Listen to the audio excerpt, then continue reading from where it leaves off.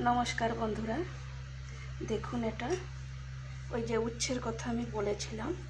এবারে ওগুলো সব আনাজ দিয়ে একটা করেছিলাম, এবারে এটা আমি করেছি শুধু আলু সেদ্ধ করেছি, পেঁয়াজ কুচি করেছি, লঙ্কা কুচি করেছি আর ধনে পাতা কুচি করেছি। সরষের তেল গরম করলাম, ওর মধ্যে পেঁয়াজ কুচি আর লঙ্কা কুচি একটু ভেজে নিয়েছি।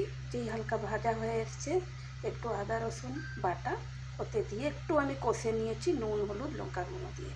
কষার পর তারপরে সেদ্ধ আলুটা ম্যাশ করে রেখেছিলাম, ওটাকে আমি ওতে মিশিয়ে নিলাম। যেই এটা ভাজা ভাজা হয়ে গেল তারপরে ধনে পাতা কুচিটা এর মধ্যে দিয়ে দিয়েছি। আর তারপরে আবার মাখার পর আমি এতে একটু জিরে গুঁড়ো দিয়েছি।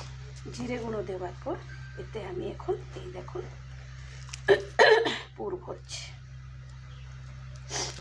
পুরটা ভরবেন, পুর ভরার পর তারপরে যখন তেলে ছাড়বেন এর মুখটা তো বন্ধ হওয়া দরকার।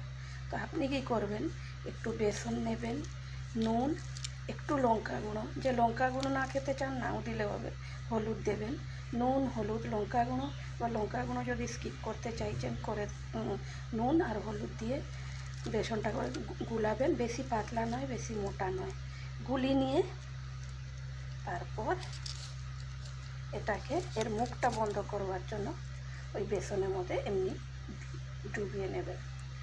তারপরে দেখবেন এর মুখটা এমনি বন্ধ হয়ে গেছে। তারপরে তেল একটু দেবেন, ফ্রাইং প্যানে বা কড়াতে যেতে করছেন তেল দিয়ে এটাকে ভেজে নেবেন।